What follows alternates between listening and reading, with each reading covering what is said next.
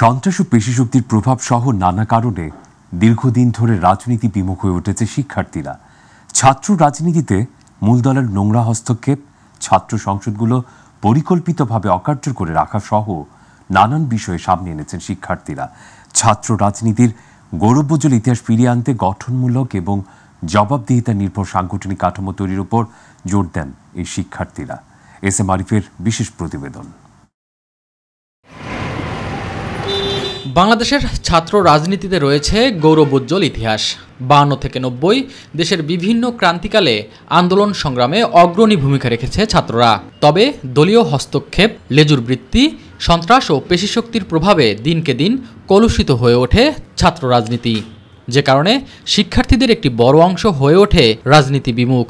24-এর অভ্যুত্থান পরবর্তী সময়েও শিক্ষার্থীদের মাঝে পুরনো শঙ্কা কাটেনি। আসলে ছাত্র রাজনীতি কিরকম হয়, কিরকম একটি ক্যাম্পাসে একাধিক ছাত্র সংগঠন যখন নিজেদের মধ্যে প্রতিযোগিতার মাধ্যমে কাজ করে, সেইটার সৌন্দর্যটা কি, সেটা আমাদের এই প্রজন্মটা, দীর্ঘ 17 বছরের যে প্রজন্মটা দাঁড়িয়েছে, তারা মোটেই এ সম্পর্কে কোন ধরনের ধারণা রাখে না। সেই ক্ষেত্রে স্বাভাবিকভাবে তাদের মধ্যে একটা ছাত্র রাজনীতি নিয়ে মিসকনসেপশন তৈরি হয়েছে। এখন যদি একটা দলীয় সরকার আসে, তাহলে কি ওই যে যে ছাত্র উইংটা দলেরই পারপাস সার্ভ করবে, তার তো এটার বাইরে কোনো গোল নাই। এখন দেখেন একটা ছাত্র সংগঠন কিন্তু তার নেতা পর্যন্ত সে নির্বাচন করতে পারতেছে না, তার নেতাটা উপর থেকে ফিক্স করে দেওয়া, তাইলে এখানে ছাত্র সংগঠনের মানে কি? তবে সবকিছু মিলে হতাশ নন শিক্ষার্থীরা। তাদের মতে ক্যাম্পাসে সুস্থ রাজনৈতিক পরিবেশ সৃষ্টিতে বিশ্ববিদ্যালয় প্রশাসন আর ছাত্র সংগঠনগুলোকে আন্তরিক হওয়া দরকার। প্রত্যেকটা বিশ্ববিদ্যালয়ের ছাত্র সংসদ অবশ্যই এই ছাত্র রাজনীতি বা ছাত্র নেতা তৈরির সূতিকাগার। এটাকে অবশ্যই নিয়মতান্ত্রিকভাবে সকল ধরনের রাজনৈতিক প্রভাব মুক্ত রেখে নিয়মিতভাবে এটাকে অনুষ্ঠিত করতে হবে। ছাত্র দল আসুক, ছাত্র শিবির আসুক, ছাত্র জামায়াত আসুক, আমার যায় আসে না। আমি চাই ঢাকা ইউনিভার্সিটি একটা ওই যে ভিপি যেটা, সেটা যেন থাকে যে সবার জন্য অংশগ্রহণ থাকতে পারে। শিক্ষার্থীদের রাজনীতিতে অনীহার বিষয়টি গত কয়েক বছরে ব্যাপক হারে বেড়েছে বলে স্বীকার করে ছাত্র সংগঠনগুলো।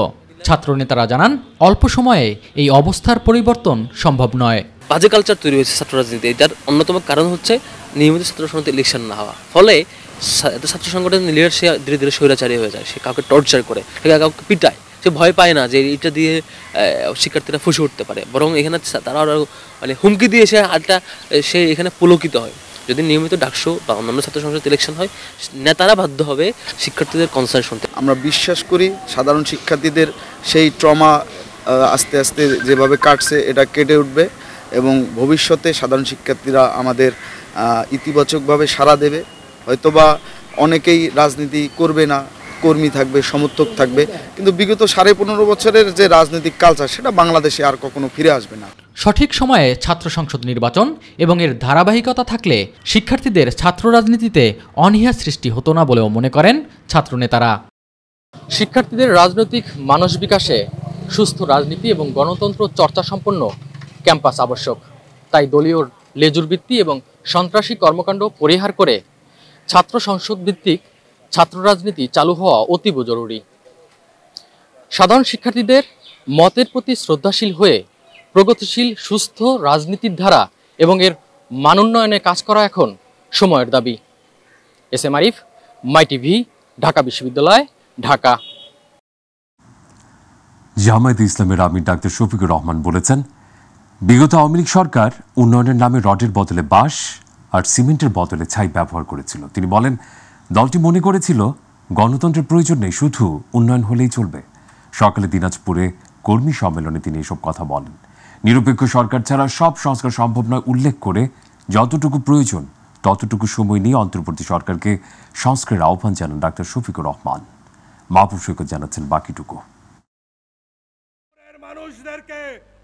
দীর্ঘ 20 বছর পর দিনাজপুরে কর্মী সম্মেলনের আয়োজন করে বাংলাদেশ জামায়াত ইসলামী। সম্মেলন ঘিরে সকাল থেকে কানায় কানায় পূর্ণ হয়ে যায় সমাবেশের স্থল গোরে শহীদ বড় ময়দান। প্রধান অতিথির বক্তব্যে জামায়াতের আমির বিগত আওয়ামী লীগ সরকার উন্নয়নের নামে মানুষের সাথে প্রতারণা করেছিল বলে অভিযোগ করেন। দফায় দফায় মামলা দিয়ে লক্ষ লক্ষ সহকর্মীকে, ভাই বোনদেরকে, কুলের শিশুকে পর্যন্ত তারা জেলে নিক্ষেপ করেছে। 90 বছরের বৃদ্ধ বৃদ্ধাকেও তারা রেহাই দেয়নি। শুধু বাংলাদেশ জামাতে ইসলামী না, এ দেশের দেশপ্রেমিক সকল সংগঠনকে প্রতিপক্ষ এবং দুশ্মন সাব্যস্ত করে সকলের প্রতি একই আচরণ করেছে। আলিম উলামাকে কষ্ট দিয়েছে, খুন করেছে, হাফিজদেরকে খুন করেছে, এতিমদেরকে খুন করেছে। এরকম একটি তাণ্ডব জাতির উপর দিয়ে তারা চালিয়েছিলেন। তারা বলতেন গণতন্ত্রের দরকার নাই, উন্নয়ন হলেই চলবে। উন্নয়ন করতে গিয়ে তারা কি করেছেন? তারা রডের বদলে বাঁশ উপহার দিয়েছে। বাংলাদেশ থেকে লক্ষ কোটি টাকা, 26 লক্ষ কোটি টাকা চুরি করে বিদেশে পাচার করেছে। অন্যায় যখনই করেছেন, অন্যায়ের প্রতিবাদ আমরা তখনই করেছি। আমাদেরকে একটা মিটিং মিছিল করার সুযোগ দেওয়া হয়নি, কিন্তু তাই বলে আমরা বসে থাকিনি। যতটুকু সময় প্রয়োজন ততটুকু সময় নিয়েই অন্তর্বর্তী সরকারকে সংস্কারের আহ্বান জানান ডাক্তার শফিকুর রহমান। আমরা বর্তমান সরকারকে বলি, অনেক সংস্কার করার ব্যাপারে আপনারা হাত দিয়েছেন, যতটা সম্ভব করুন, তবে আরেকটা বিষয়ে হাত দেন। একটা নিরপেক্ষ সরকার এটা পারবে, দলীয় সরকার হয়তো বা এটা করবে না। গত 54 বছরে বাংলাদেশে খুন, ধর্ষণ, লুট, দখল যাই হোক, চাঁদাবাজি হোক, এদের নামের কালো তালিকা প্রকাশ করে দেন। এরা কারা? জনগণ এদেরকে চিনে নেই। আমরা বলছি বিচার হতে হবে, এই বিচার আমরা দাবি করি।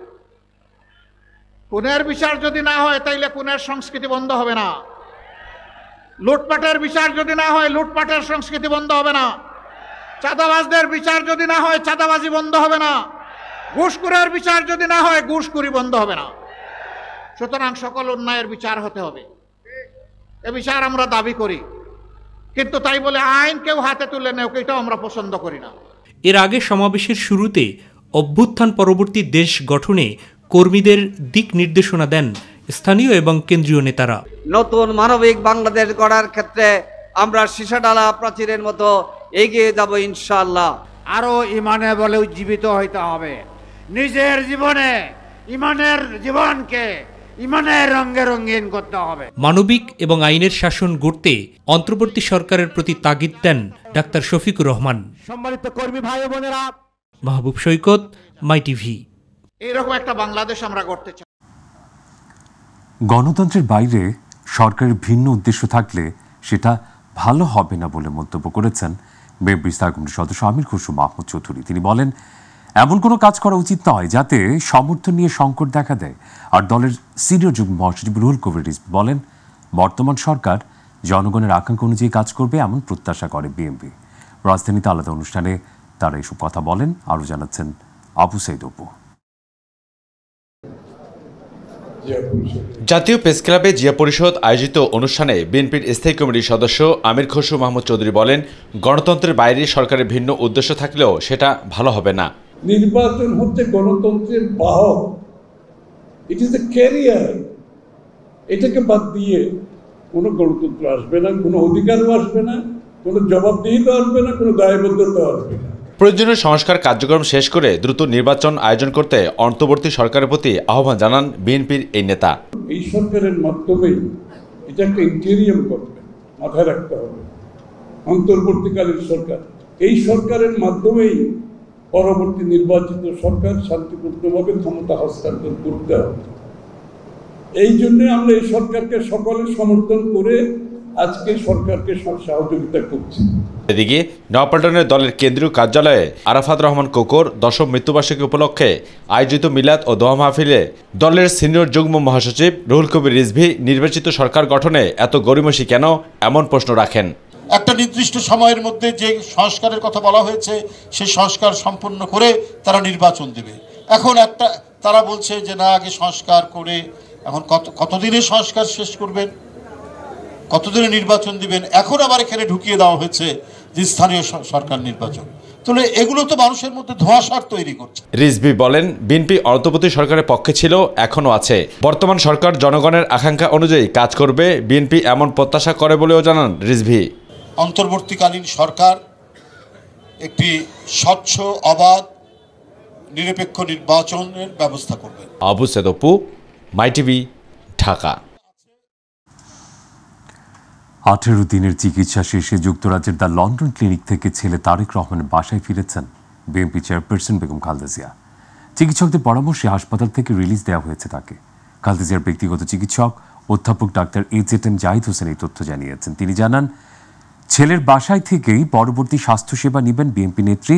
এর আগে যুক্তরাজ্য বিএনপির সভাপতি এম এ মালিক জানান, তারেক রহমানের বাসায় পুত্রবধূ ডাক্তার জুবাইদা রহমান, শর্মিলা রহমান ও 3 নাতনির সঙ্গে থাকবেন খালেদা জিয়া। বাসা থেকে মেডিকেল বোর্ডের পরামর্শ অনুযায়ী চিকিৎসা চলবে। মায়ের সুস্থতার জন্য দেশবাসীর কাছে দোয়া চেয়েছেন তারেক রহমান।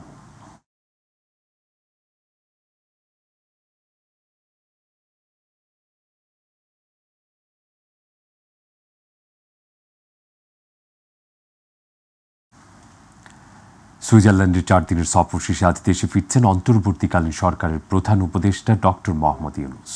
প্রধান উপদেষ্টার প্রেস উইং জানিয়েছে, সুইজারল্যান্ডের দাভোসে বিশ্ব অর্থনৈতিক ফোরামের বার্ষিক সভা এবং অন্যান্য উচ্চ পর্যায়ের পার্শ্ব ইভেন্টের সময় কমপক্ষে 47টি অনুষ্ঠানে যোগ দিয়েছেন প্রধান উপদেষ্টা। অধ্যাপক ইউনূস 4 জন সরকার বা রাষ্ট্রপ্রধান, 4 জন মন্ত্রী পর্যায়ের বিশিষ্ট ব্যক্তি, জাতিসংঘের মতো শীর্ষ সংস্থার 10 জন প্রধান নির্বাহী, 10 জন উচ্চ পর্যায়ের ব্যবসায়ী ব্যক্তিত্ব, 9 আয়োজিত অনুষ্ঠান, 8টি মিডিয়ার সঙ্গে সম্পৃক্ততা এবং আরও 2টি অনুষ্ঠানে যোগ দেন। 21 জানুয়ারি দাভোসে পৌঁছানোর পর থেকে অধ্যাপক ইউনূস বার্ষিক সভায় বিশ্ব নেতাদের সঙ্গে তার বিস্তৃত ব্যস্ততার মধ্য দিয়ে দিন কাটান। চিফ অ্যাডভাইজার প্রফেসর ইউনূসের আজকে 4র্থ দিন। আজকেও 7টা মিটিং ছিল। আমরা 3টা পর্যন্ত একটানা মিটিং হয়েছে। এটা 3টার পরে জাস্ট আগামী 2 ঘন্টার মধ্যে আমরা যাওয়ার প্রস্তুতি নিব। এবং চাঁপাইনবাবগঞ্জের তেলকুপি সীমান্তে ভারতীয় সীমান্তরক্ষী বাহিনী BSF এর গুলিতে হাবিল নামে এক বাংলাদেশি কৃষক আহত হয়েছেন। ভোরেই ঘটনা ঘটে। হাবিল শিবগঞ্জ উপজেলার তেলকুপি এলাকার মৃত বেলাল উদ্দিনের ছেলে। হাবিলের পরিবার জানায়, ভোর 3:30টার দিকে সীমান্তে জমিতে কাজ করার সময় তাকে গুলি করে BSF।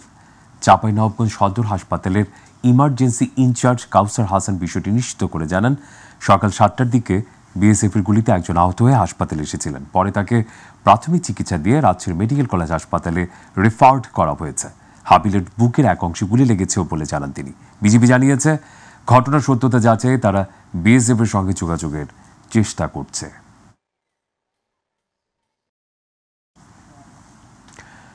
বছর শুরুতেই শতাধিক পণ্য ও সেবার উপর শুল্ক কর বৃদ্ধি করলেও সিদ্ধান্ত থেকে সরে এসেছে সরকার। নতুন করে ঔষধ, রেস্তোরাঁ, ওয়ার্কশপ ও মোবাইল সেবায় বর্ধিত ভ্যাট প্রত্যাহার করে আবারও প্রজ্ঞাপন জারি করেছে NPR। রাজস্ব বাড়াতেই সরকার এমন সিদ্ধান্ত নিয়েছে বলে জানালেন অর্থ উপদেষ্টা ডক্টর সালেউদ্দিন আহমেদ। সরকারের এমন সিদ্ধান্তে কর আদায়ের কাঙ্ক্ষিত লক্ষ্যমাত্রা অর্জিত হবে না বলে মনে করেন অর্থনীতিবিদরা। বিস্তারিত রাকিব হাসানের প্রতিবেদনে। গত 9 জানুয়ারি সিগারেট, হোটেল, রেস্তোরাঁ, ইন্টারনেট, কোমল পানীয় সহ শতাধিক পণ্য ও সেবার শুল্ক ও কর বৃদ্ধি করে অধ্যাদেশ জারি করে জাতীয় রাজস্ব বোর্ড NBR। 13 দিনের মাথায় নিজেদের অবস্থান থেকে কিছুটা সরে আসে NBR। ওষুধ, রেস্তোরাঁ, ওয়ার্কশপ ও মোবাইল সেবায় বর্ধিত ভ্যাট প্রত্যাহার করে পুনরায় প্রজ্ঞাপন জারি করে রাজস্ব বোর্ড। পূর্বে ঔষধ শিল্পের উপর ব্যবসায়ী পর্যায়ে ভ্যাটের হার ছিল 2.4%, যা বাড়িয়ে করা হয় 3%। নতুন প্রজ্ঞাপনে বর্ধিত ভ্যাটের হার প্রত্যাহার করে পুনরায় 2.4%-এ ফিরিয়ে আনা হয়েছে। এদিকে রেস্তোরাঁ শিল্পে ভ্যাটের হার 5% থেকে বাড়িয়ে করা হয় 15%। পর্যালোচনা করে তারকা হোটেল ব্যতীত অন্য সকল রেস্তোরাঁয় অতিরিক্ত ভ্যাট প্রত্যাহার করে নিয়েছে NBR। তবে নন AC হোটেল, মিষ্টান্ন ভাণ্ডারে ভ্যাটের হার 15% থেকে কমিয়ে 10% নির্ধারণ করা হয়েছে। মোটর গাড়ির গ্যারেজ এবং ওয়ার্কশপের উপর ভ্যাট 5% বাড়িয়ে করা হয় 15%। তবে মালিকদের আন্দোলনের চাপে তা আগের জায়গায় ফিরিয়ে আনা হয়। মোবাইল ফোন ও ইন্টারনেট সেবায় নতুন করে সম্পূরক শুল্ক 3% বৃদ্ধি করে NBR। বিভিন্ন সংগঠনের দাবি বিবেচনায় নিয়ে পরবর্তীতে তা প্রত্যাহার করা হয়। বিশ্বের সকল দেশের তুলনায় বাংলাদেশে ভ্যাটের পরিমাণ সবচেয়ে কম জানিয়ে অর্থ উপদেষ্টা ডক্টর সালেউদ্দিন আহমেদ বলেন, রাজস্ব বাড়াতেই ভ্যাট বাড়িয়েছে সরকার। বাংলাদেশ হলো সবচেয়ে লোয়েস্ট ট্যাক্স পেইং নেশন। LDCর চেয়েও আমাদের ট্যাক্স কম। মিডল ইনকাম কান্ট্রি যদি দেখি আমরা, আমাদের ট্যাক্স সবচেয়ে কম। ভুটান, নেপাল, বার্কিনা ফাসো, তারপর আইভরি কোস্ট দেখা সব। আর এত কম ট্যাক্স দিয়ে আপনি কিভাবে চান যে সব কিছু দেবো আপনাদের, এটা কিন্তু আপনার এক্সপেক্ট করা ঠিক হয় না।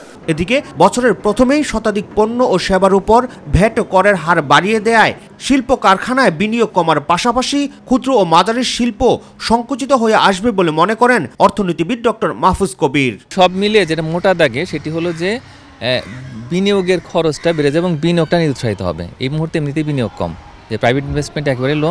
এই অবস্থায় যেহেতু এই পণ্যগুলোর দাম বেড়ে গেছে, তো চাহিদাটাও কমে গেছে এবং কমে যাওয়ার কারণে ব্যবসা বাণিজ্য সংকুচিত হচ্ছে এই খাতে এবং একই সঙ্গে এটার যে বিনিয়োগ সেটাও নিরুৎসাহিত হচ্ছে। বর্তমান অর্থনীতির নাজুক পরিস্থিতিতে পণ্যের উপর শুল্ক বৃদ্ধি নিত্য পণ্যের উপর প্রভাব পড়বে বলে মনে করেন তিনি। এখন সমস্যা হচ্ছে কি, যে যতটুকু কর বাড়ানো হলো, যেহেতু পুরো সিস্টেমটা অটোমেটেড না, তো এটার কারণে কিন্তু ওই পরিমাণে আসলে রাজস্ব আদায় হবে না। অনেকেই কিন্তু কর ফাঁকি দেবে, কিন্তু পুরো দাম যে বৃদ্ধি সেটা কিন্তু ভোক্তার উপর চলে যাবে। ইতিমধ্যেই অনেক পণ্যের এবং সেবার কিন্তু দামটা বেড়ে গেছে। রাকিব হাসান, মাই টিভি, ঢাকা। এবার আবহাওয়া পরিস্থিতি। দেশের বিভিন্ন অঞ্চলে বেড়েছে শীতের দাপট। মেঘলা আকাশ ও ঘন কুয়াশায় ঢাকা পড়েছে চারপাশ। উত্তরের হিমেল হাওয়া শীতের অনুভূতি বাড়িয়েছে কয়েক গুণ। বিভাগে পড়েছেন খেটে খাওয়া মানুষ। আজ দেশের 2 জেলায় তাপমাত্রা 9 ডিগ্রির ঘরে বিরাজ করছে। এর মধ্যে দিনাজপুরে দেশের সর্বনিম্ন তাপমাত্রা রেকর্ড হয়েছে 9.2 ডিগ্রি সেলসিয়াস। সকাল 6টায় এই জেলায় সর্বনিম্ন তাপমাত্রা 9 ডিগ্রি ঘরে নেমে আসে। ঠিক একই সময় পঞ্চগড়ের তেঁতুলিয়ায় তাপমাত্রা রেকর্ড করা হয়েছে 9.7 ডিগ্রি সেলসিয়াস। আবহাওয়া অফিস জানিয়েছে আজ থেকে জলীয় বাষ্পের আধিক্য কিছুটা কমতে পারে এবং দিনের অবস্থার ক্রমান্বয়ে ধীরে ধীরে উন্নতি হওয়ার সম্ভাবনা রয়েছে। 28-29 তারিখে আমরা ক্লিয়ারলি বলতে পারবো যে আসলে সিস্টেম থেকে বৃষ্টিটা হবে কিনা। অনেক সময় সেটা কেটেও যায়, তবে সিলেটের সম্ভাবনাটা একটু বেশি অন্যান্য জায়গার তুলনায়। 30 তারিখের দিকে মোটামুটি। আর যেহেতু আমাদের আগামী 2-3 দিন তাপমাত্রা কমে আসতে পারে সারা দেশে এবং কোল্ড ওয়েভ যেটা বললাম সমুদ্র সৈকত প্রবাহ তীব্র হওয়ার সম্ভাবনা নেই, কিন্তু অনেকগুলো অঞ্চল বা কয়েকটা জেলা আরো ছড়িয়ে পড়তে পারে বা বিস্তার লাভ করতে পারে। এটাই হয়তো জানুয়ারি মাসের আমাদের শেষ শৈত্যের প্রবাহ। আবার ফেব্রুয়ারি দিকে আমাদের টেম্পারেচার রাইজ করে, তা আর সতর্কতা তেমন একটা সম্ভাবনা আগামী 10 দিন আমাদের নাই। যদি ওই 2-3 দিন যেটা থাকবে, এরপরে হয়তো তেমন একটা থাকার সম্ভাবনা নেই। কুষ্টিয়ার কুমারখালীতে জননিরাপত্তা নিশ্চিত করতে পুলিশি পাহারা জোরদার করা হয়েছে। রাতে কুষ্টিয়ার রাজবাড়ী আঞ্চলিক মহাসড়ক সহ শহরের বিভিন্ন গুরুত্বপূর্ণ স্থানে নিয়মিত পুলিশি পাহারা অব্যাহত রয়েছে। এরই মধ্যে চুরি ডাকাতি সহ বিভিন্ন অপরাধ অনেকাংশে নিয়ন্ত্রণে এসেছে বলে জানিয়েছেন এলাকাবাসী। প্রতিনিধি লিপু খন্দকারের রিপোর্ট, জানাচ্ছেন জুবাইর রহমান। আওয়ামী লীগ সরকার পতনের পর সারা দেশের মতো কুষ্টিয়ার কুমারখালীতেও আইন শৃঙ্খলা পরিস্থিতির অবনতি হয়। অপরাধ প্রবণতা বেড়ে গেলেও কার্যত অকার্যকর ছিল পুলিশি ভূমিকা। সাম্প্রতিক সময়ে কুমারখালী থানা পুলিশ এলাকায় পুলিশি পাহারা জোরদার করায় অপরাধ প্রবণতা কমেছে অনেকটাই। এলাকাবাসী ও পথচারীরা জানান, সরকার পতনের পর পুলিশ কর্মবিরতিতে যাওয়ায় তাদের মধ্যে ভয়ভীতি কাজ করত। বর্তমানে পুলিশ আগের মতো দায়িত্ব পালন করায় স্বাচ্ছন্দ্যে চলতে পারছেন তারা। এছাড়া সব ক্ষেত্রে পুলিশি সহযোগিতার প্রশংসার পাশাপাশি আইনশৃঙ্খলা পরিস্থিতির সামনে আরও উন্নত হবে বলে আশা প্রকাশ করেন তারা। আতঙ্ক খুব ভয়াবহ ছিল তখন, এখন বর্তমানে খুব ভালো। এখন তারা তো খুব টলে রয়েছে, খুব খাটাখাটনি করতেছে। ভয় লাগতো যে যাতে পারবো কিনা, পথে কি হয় না হয়, কিন্তু এখন আর ওইটা মনের কাছে মনে হয় না। বর্তমানে আইন শৃঙ্খলা পরিস্থিতি ভালো বলেই আমি কুষ্টিয়া থেকে খোকসার উদ্দেশ্যে একটা বাইকে রওনা দিয়েছি। এখন অনেক ভালো আছে স্যার, স্যারেদের ব্যবহার, আচার আচরণ সব দিক দিয়ে ইনশাল্লাহ স্যার আমরা খুব খুশি। টহল পুলিশ সদস্যরা জানান, আইন শৃঙ্খলা পরিস্থিতি স্বাভাবিক রাখতে থানা পুলিশ সার্বক্ষণিক কাজ করছে। সরকার পতনের পর জনগণ বিচ্ছিন্নভাবে আতঙ্কগ্রস্ত ছিল এবং সেটা অনেকটাই কাটিয়ে উঠতে সক্ষম হয়েছেন তারা। আমরা যখন টহলে নিয়োজিত থাকি, কোনো ধরনের দুষ্কৃতিকারী, চোর ডাকাত কখনোই কোনো জনগণকে ক্ষতি করতে পারবে না। 5ই আগস্ট অভ্যুত্থানের পরবর্তী অস্থিতিশীল আইনশৃঙ্খলা পরিস্থিতি স্বাভাবিক অবস্থায় ফিরিয়ে আনতে সর্বোচ্চ কার্যক্রম চালিয়েছে পুলিশ, দাবি করেছেন কুমারখালী থানার ভারপ্রাপ্ত কর্মকর্তা। চোর ডাকাত আটকে বিশেষ পদক্ষেপ হিসেবে নেওয়া হয়েছিল গ্রাম পাহারা ও রাত্রিকালীন পাহারাও। পুলিশের প্রতি যে মানুষের একটা নেগেটিভ ধারণা ছিল, তো আস্তে আস্তে আমরা সেই নেগেটিভ ধারণা থেকে একটা পজিটিভ ধারণায় নিয়ে আসতে পেরেছি। আমরা সর্বাত্মকভাবে এবং আন্তরিকতার সহিত নিয়ে কাজ করছি, যাতে মানুষ সেবা পায় এবং আইন শৃঙ্খলার উন্নতি হয়। জুবাইর রহমান, মাই টিভি নিউজ। বাংলাদেশ জামায়াতে ইসলামের জেনারেল সেক্রেটারি অধ্যাপক মিয়া গোলাম পরওয়ার বলেছেন, নির্বাচনের আগে মানবতা বিরোধী ফ্যাসিস্টের বিচার করতে হবে, তারপর সংস্কার করতে হবে। সংস্কার না করে কোনো নির্বাচন হবে না। সকালে ভোলা সরকারি বালক উচ্চ বিদ্যালয় মাঠে জামায়াতের কর্মী সম্মেলনের প্রধান অতিথির বক্তব্যে তিনি এসব কথা বলেন। বাংলাদেশ জামায়াতে ইসলামী ভোলা জেলা শাখা এই কর্মী সম্মেলনের আয়োজন করে। তিনি আরও বলেন, সংস্কারের জন্য জামায়াতের সময় দিতে রাজি, কারণ জনগণ একটি নিরপেক্ষ নির্বাচনের পক্ষে। আগামী 6 মাসের মধ্যে নির্বাচনের রোডম্যাপ তৈরি করতে হবে বলে জানান এই জামায়াত নেতা।